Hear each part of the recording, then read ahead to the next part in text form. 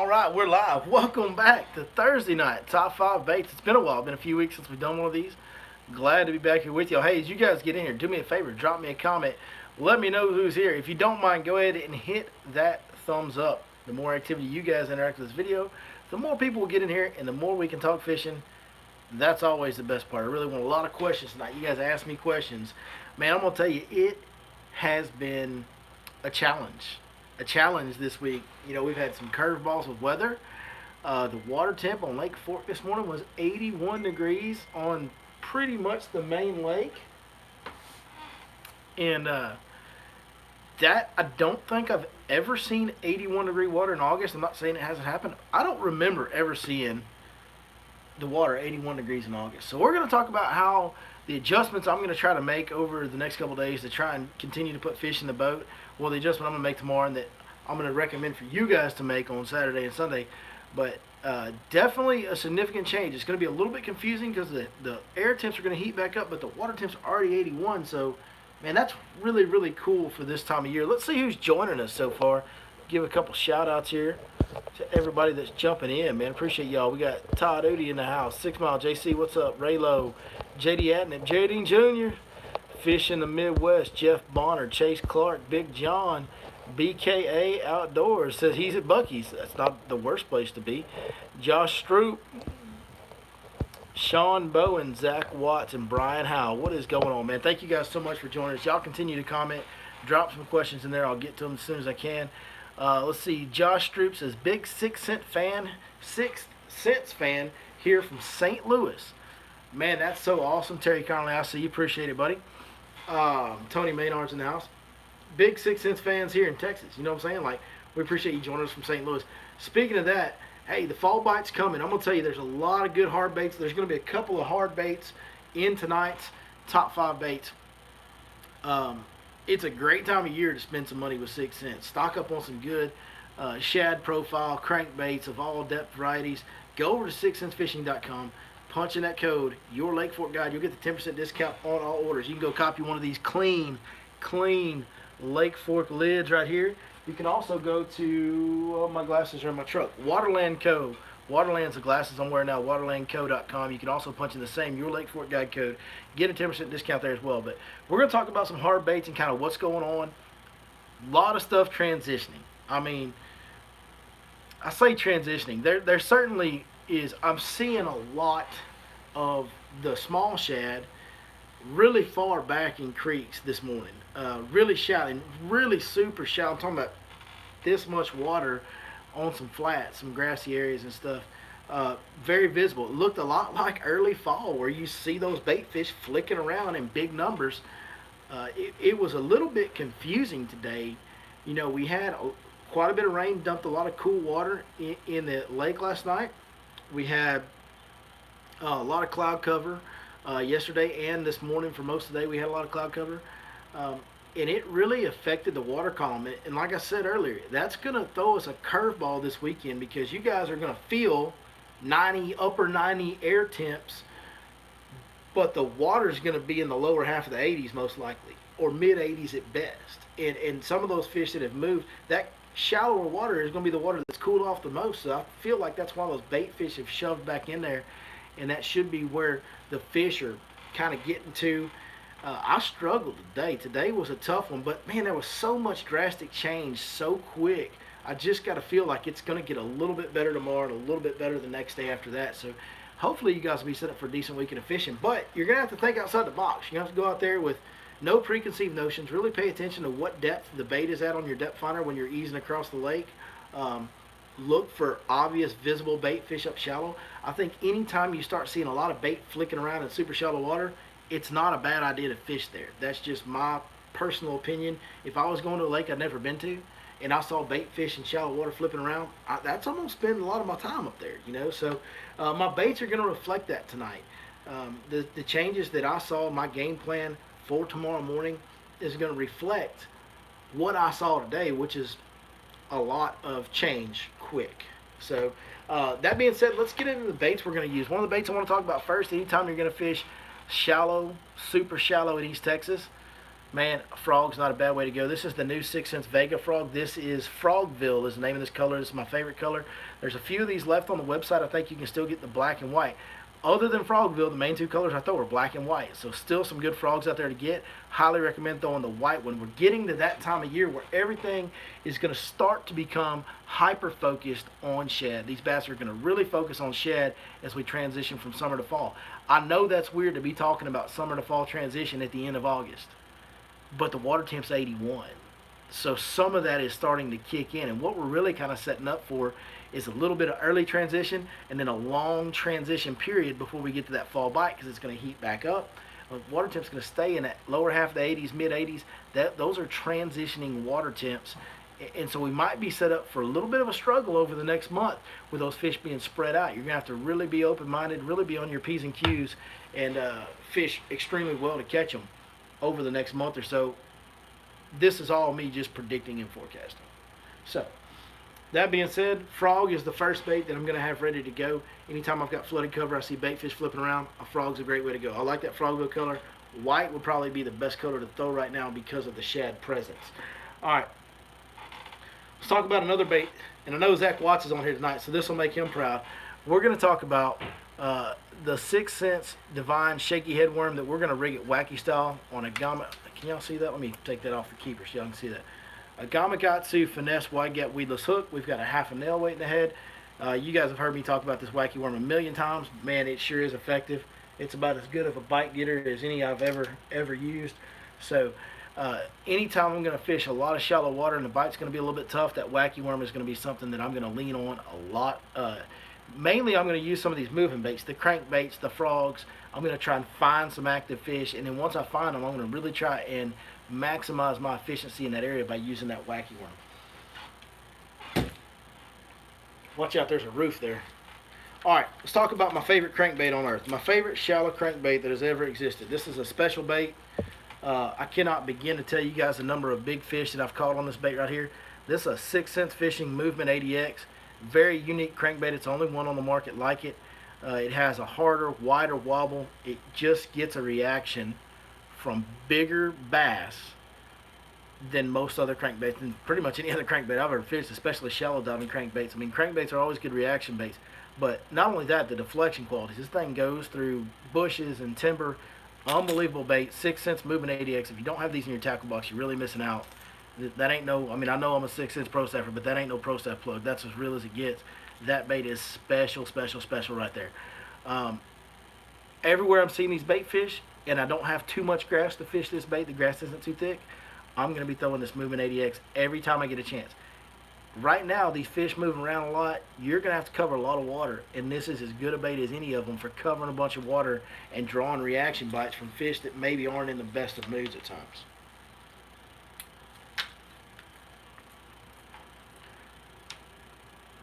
Now there's another bait. Now I throw all 6 Cents hard baits with one exception. There's one exception. In the lipless crankbaits, I absolutely love the Quake lipless crankbait from 6 Cents Fishing. But sometimes when I'm fishing this much water, I need a 1/4 ounce lipless crankbait. 6 Cents does not have a 1/4 ounce lipless crankbait. So I go to the old Bill Lewis Rat L Trap, and I'm going to show y'all one that I throw a lot. And y'all tell me if you think this bait's ever caught a fish.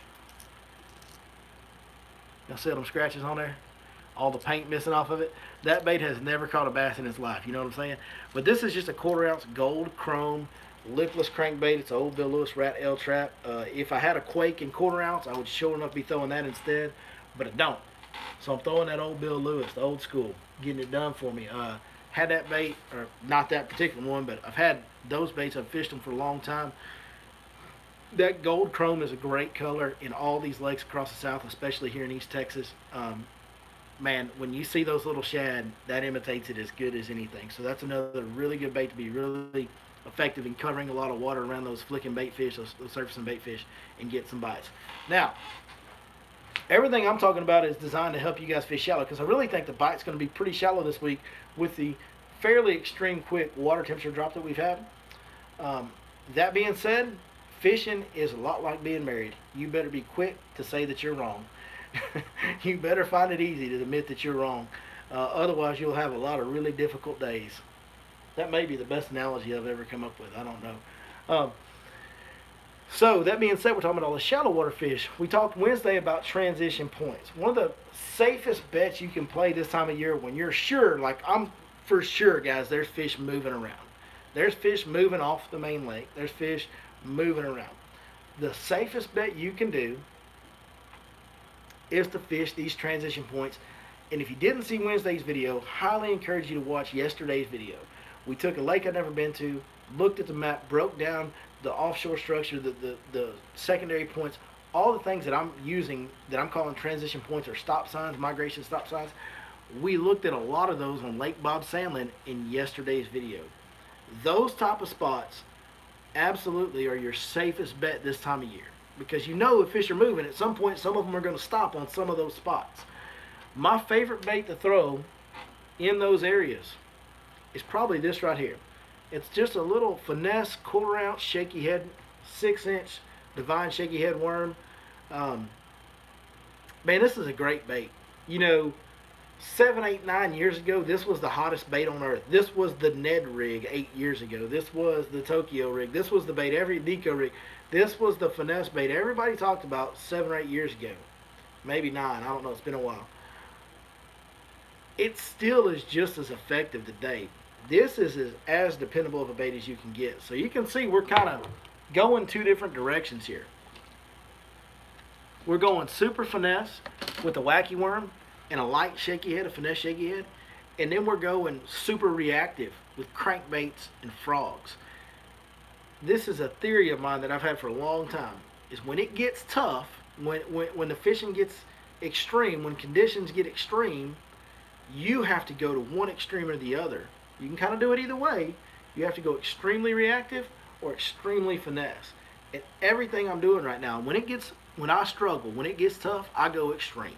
I either go super reactive, big hard thumping crankbait like a Movement 80X, frog, all that stuff, or I go super finesse. So the baits tonight are truly reflecting that it's been a struggle for me this week, and it has. And earlier in the week it was a little better, but it wasn't great. It wasn't really good even. But then all these changes that happened over the last 24 hours in the water column really monkeyed me up today. I mean, I got my teeth kicked in today. But I saw enough bait activity. It gave me encouragement for what's to come where I saw those bait fish. And really where I saw them located kind of got me excited.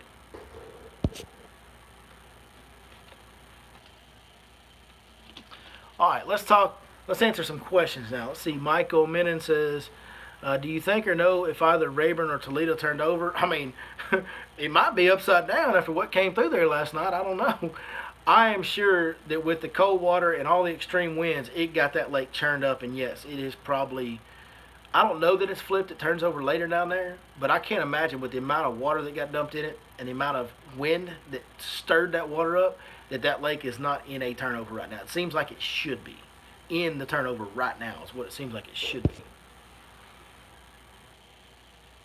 What is the depth range you think is ideal for the Movement 80X? I'll fish it anywhere from real shallow down to 4 or 5 feet. I don't often fish it much deeper than that.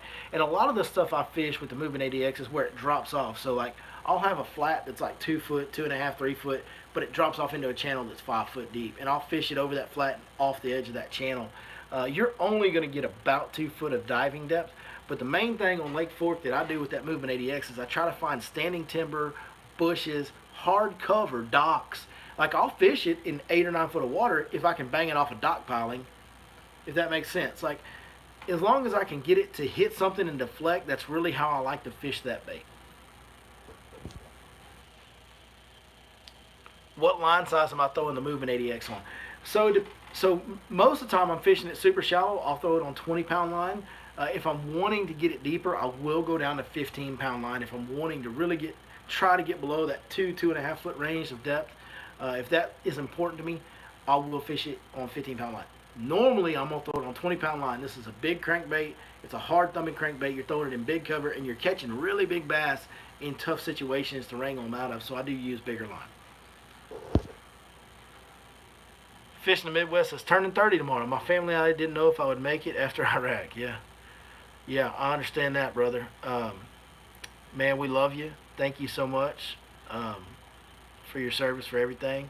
and we are all certainly glad that you're here. When we did the tournament for these guys, 22 Kill, great military nonprofit organization. Check them out, 22 Kill.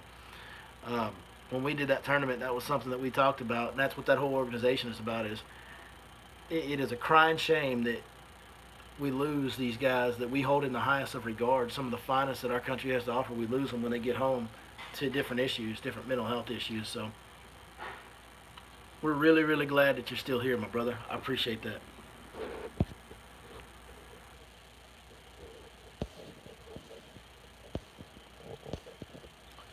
Here's a punching question. I'm always down to answer punching questions. When you punch, say, Lake Welsh, what depths do you target? How do you position your boat in the grass? Well, Lake Welsh is a complicated one because Lake Welsh has so much matted grass at times. Um, a lot of times, well, in Lake Welsh it's heated, so the water's always hotter. So I'm usually looking for the deepest grass possible. So I usually will position my boat right outside of the matted grass line where the grass really starts to surface. And I'll start out flipping on the very outside edge of the mat, and then I'll flip further into it, just a good long pitch into it. And I just kind of vary where I'm punching the mat at. And then once I get a couple bites in a certain stretch of it, now I've narrowed my focus and I stay on that stretch. But typically on Welsh, I position my boat just outside the mat. Now, that being said, there are times when we go up in the mat, and the creek channels on Welsh, on the north end, they're not really creek channels. They're just low spots, depressions. They're really silted in. But those low spots and depressions will still hold fish way far back in that mat at times. And when that happens, I actually put my boat in the drain, or I try to keep my boat in the drain as much as possible. And I flip all around both edges. So always putting my boat just outside of where I want to punch and just flipping right in there. Not making very far pitches.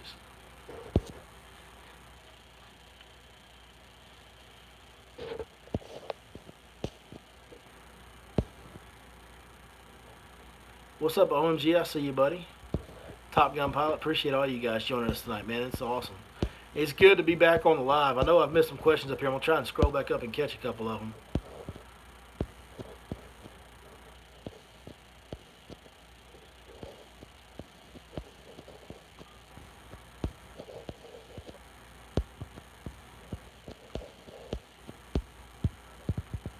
Is there any camping areas on Brandy Branch? Kind of a good drive to fish one day and come back. No camping areas on Brandy Branch, but there is a state park at Martin Creek, and Martin Creek is right down the road from Brandy Branch. Like you can see the stacks on Martin Creek when you're fishing Brandy Branch. They're that close. So you can camp at Martin Creek and drive back and forth, and then you get two lakes, and both really good. I love both of those lakes. I need to get back to both of those two lakes. I love those ponds.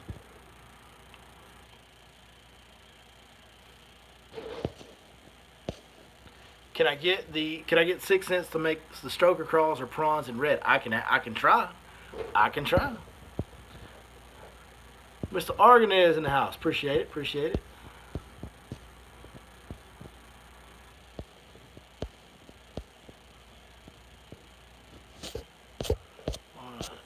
I think I got most of the questions answered. If I missed your question, I apologize. Y'all drop them in again and I'll answer it.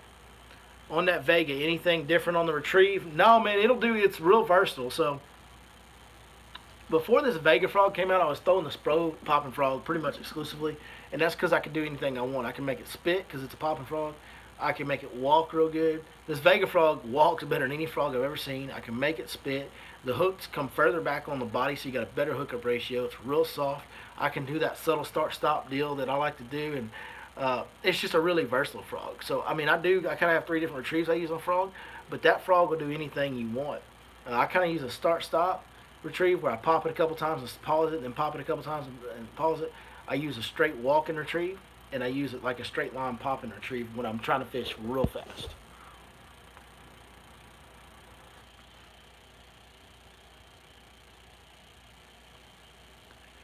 Any spinnerbait bite here lately with the shallow bite?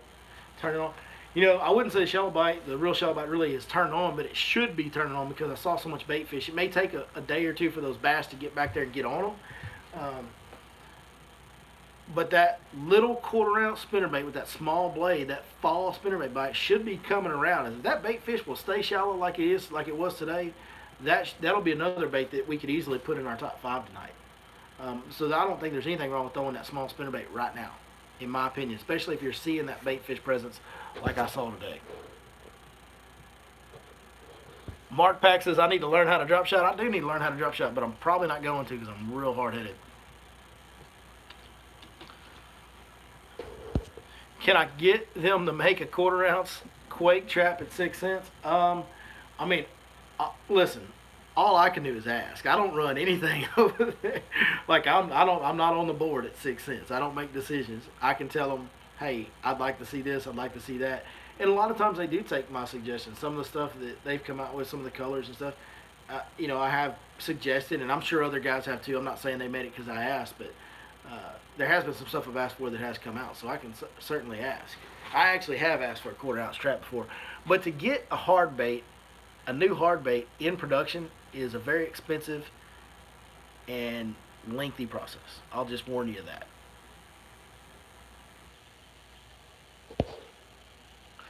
Is a jerkbait something to use? Man, you know, I'm not the biggest jerkbait fisherman. I've thrown it a lot more over the last year or two. Typically, I don't start picking up that jerkbait till we really are at that fall bite, and kind of on the back half of that fall bite's when I do, when they gather up on shad real good in the fall and they're really feeding them, I love to throw a jerkbait in the fall. Fall is maybe my favorite time. Probably pre-spawn's my favorite time to throw a jerkbait because you catch bigs on it. But I really like a jerkbait in the fall, so to me it's a little early right now. I'm probably going to go more October, November before I'm going to pick up the jerkbait. But it, you know, it's fishing. I don't think it's wrong. I think when you get to this time of year, when you start getting to the fall, anything that imitates a shad and really just sizing it for the size of shad that you're seeing, I think when we start transitioning to fall, first it's important to visibly see the shad. Find somewhere where the shad are thick enough you can visibly see them. And then anything that imitates that shad is a good idea. It's a good idea. Any tips on the fall A-rig bite? Yeah, again, that's another one I throw kind of at the peak of the fall bite and then later on in the winter as well. Tips on an A-rig, I mean, we've done some A-rig videos for sure. General tips of like when to throw it is kind of, yeah, once they get gathered up. So what will happen is these fish will do transitioning. We'll go through turnover. We're kind of going through that now. And a lot of these fish will be in a transition mode, which I think we might have a lengthy transition period this year. Then, once that's over, you'll have some fish that push all the way back in the creek and stay shallow in the fall. And you'll have some fish that gather back up on main lake structure. When you start seeing those fish really gather up in that fall period on main lake structure, that is when we start throwing the A-rig daily. And it might be the best bait that time of year.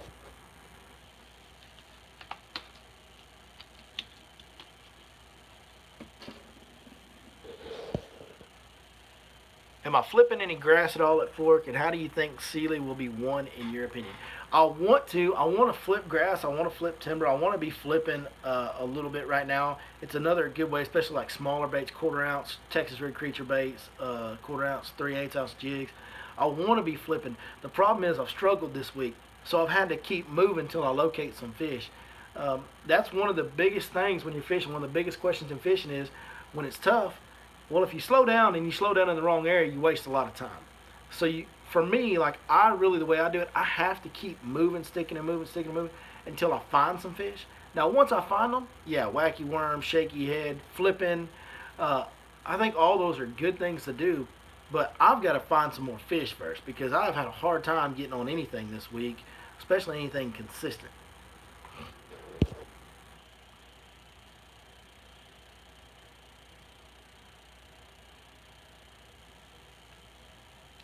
If the frog works, how about a topwater walking bait? Yeah, so this is the walking bait that I'm throwing. This is a great walking bait. 6 Cents just released this one this year. This is called the Catwalk. I'll show it to you guys. And this is the color I've been mostly throwing, just a good shad color. What's this one called? Live Shiner. I really like this color right here. It's kind of a sexy shaddish type color. But see that V bottom? Well, let me get my finger, big old fat fingers out of the way. See the V bottom? It's kind of a V bottom on this little walking bait right here. Man, you can make that thing, when fish start to schooling and they go to popping on that shad a little bit and chasing them on the surface, you can make this bait walk real fast, and it keeps its tempo and keeps its action good and true when you walk it super fast. This is a great topwater welcome bait. You can also slow it down, but this is a great topwater welcome bait. It's called the Catwalk from 6 Cents. And they just got a bunch of those back in stock, so y'all go order them up, punching that code, your Lake Fork guide. How fast? If you're talking about that welcome bait, this fast. That fast.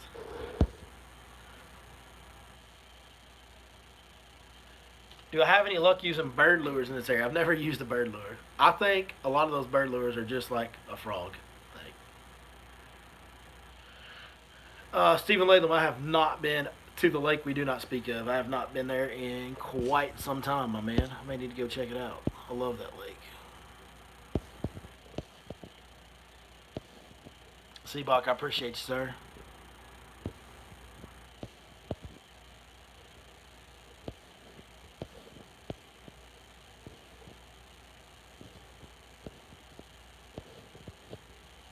Okay, I think I've caught back up with questions.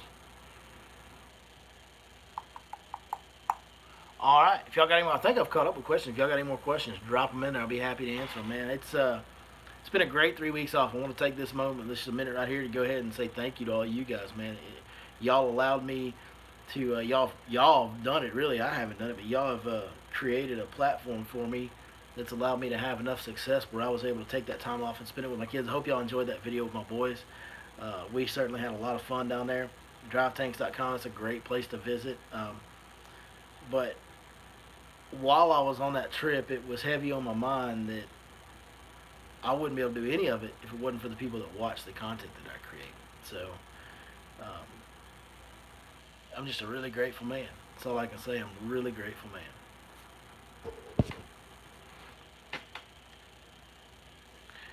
Do I make it to Missouri or anywhere in the Midwest you like to fish? I don't think I've ever fished in the Midwest. I fished in Oklahoma. I fished in, I want to say I fished in Arkansas. I think I fished in Arkansas. But I've never fished in like the true Midwest, Missouri, Illinois, Nebraska, Kansas. Never fished up there. I've done some pond fishing in Nebraska. There was a short stint when I was in college at a school in Nebraska once upon a time.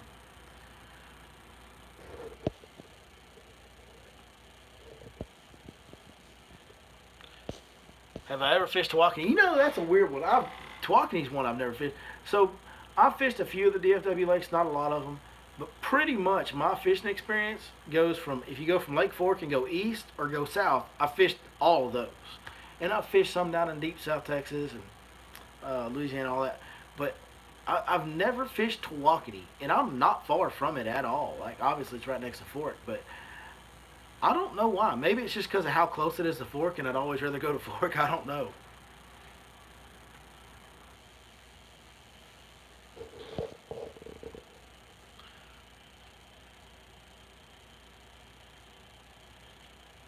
I know Tawakoni's a good lake. I mean, I've seen tournaments kick out big stringers over there. I've just never been on it.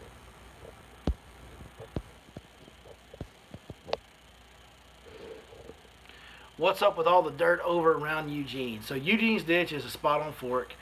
That's a amazing spawning pocket. Man, I didn't get the, they kind of monkeyed it up. What it is, they're doing construction on a new marina over there. SRA, the government's building a big marina facility to hold these big events when Bassmaster comes and all that. So they're doing a bunch of dirt work, and that's why it's so muddy over there. And they used to have like some flooded grass and a little bit of overhanging bushes, and it was just one of the best spawning pockets on the lake. It'd be so crowded in there in March and April sometimes. But I literally had like 3 years in a row where we caught a double digit off a bed in there. 3 years in a row we caught a 10-pound off a bed in there. And this year, man, it was just nasty. It was, like it is now. Not quite as bad as it is now, but it was like that, where it was dirtied up. You couldn't really see them. Saw a couple fish in there. Nothing like it used to be. The thing about Eugene's is most of Eugene's, pretty much all of Eugene's, has steep sloping banks. So the bedfish you see are really tight to the bank. When that water dirty's up, even that is, it's real deep right off the bank. So when the water dirty's up, even that is too dirty to really see them good. So it monkeyed up the bed fishing there. It's one of my favorite sight fishing pockets on the whole lake, but it was not great this year. There was some fish in there, but it wasn't nearly as good as it normally is.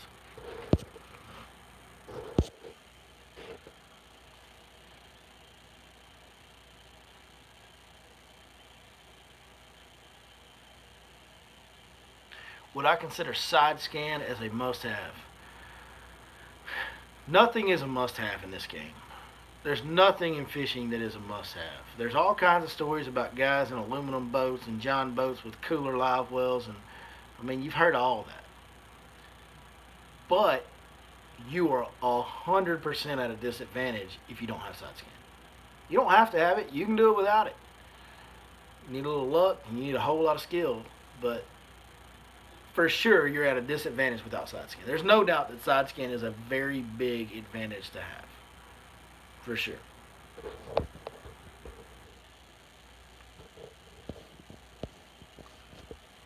Eric Evans, is that a dab emoji? Eric Evans, are you dabbing on me? That's awesome if you are. Have you fished Ray Hubbard? If so, what's your best out of there? Oh God, not much. I've lost some big fish and broke off some fish on Ray Hubbard. I don't think I've ever caught what I would consider to be a big fish out of Ray Hubbard.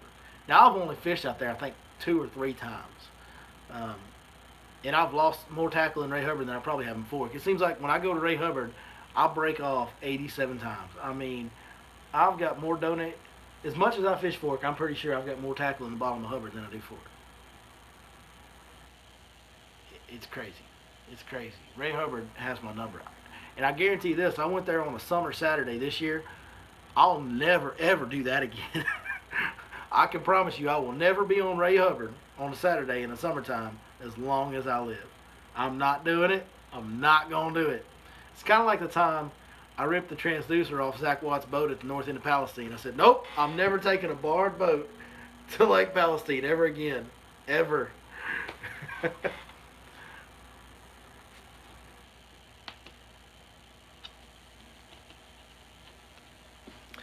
My thoughts on bluegill swim baits like the one from Savage Gear, best time to use.